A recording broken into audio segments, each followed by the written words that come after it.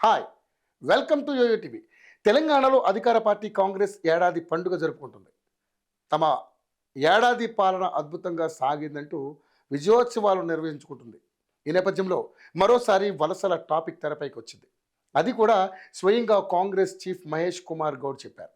కొంతమంది బీఆర్ఎస్ నేతలు తమతో టచ్లో ఉన్నారని పీసీసీ చీఫ్ మహేష్ కుమార్ గౌడ్ అన్నారు. వారంతా కాంగ్రెస్ పార్టీ సిద్ధాంతాలు నమ్మి వస్తున్నారు. బేషరతుగా పార్టీలో చేరుతున్నారు. ఏదీ ఆశించి చేరడం లేదు. కొంతమంది బీఆర్ఎస్ ఎమ్మెల్యేలు కూడా మాతో టచ్లో ఉన్నారు. శుభముహూర్తం చూసుకుని వారంతా మా పార్టీలో జాయిన్ అవుతారని మహేష్ కుమార్ గౌడ్ అన్నారు. వారంతా శుభముహూర్తం చూసుకుని కండువా మార్చేస్తారని చెప్పుకొస్తున్నారు.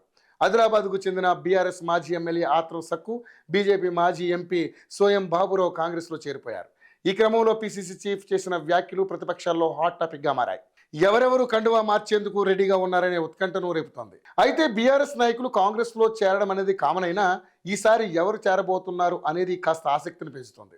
ఎందుకంటే ప్రస్తుతం గులాబీ పార్టీలో ఉన్న నాయకులు మంచి అనుభవంతో పాటు ఆర్థికంగా కూడా బలంగా ఉన్న నాయకులు. వీరితో ఎవరు జంప్ అవుతారనే విషయానికి వస్తే మాత్రం ముందుగా వినిపిస్తున్న పేరు మల్లారెడ్డి. ఈయన మొన్నటి వరకు కాంగ్రెస్లో చేరేందుకు తీవ్ర ప్రయత్నాలు చేశారు, కానీ వర్కౌట్ కాలేదు. ఇటీవలే ఆయన మనవరాల పెళ్లి ద్వారా ఆయన సీఎం రేవంత్ రెడ్డిను కూల్ చేసి హస్తంలో చేరాలని చూశారు, కానీ అది కూడా వర్కౌట్ కాలేదు.